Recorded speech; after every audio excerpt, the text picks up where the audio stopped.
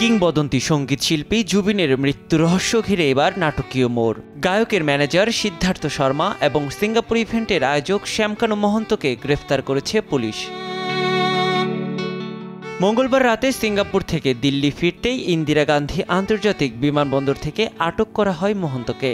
অন্যদিকে গুরগাঁওয়ের একটি অ্যাপার্টমেন্ট থেকে গ্রেফতার হন সিদ্ধার্থ। পরে দুজনকেই নিয়ে আসা হয় গুয়াহাটিতে।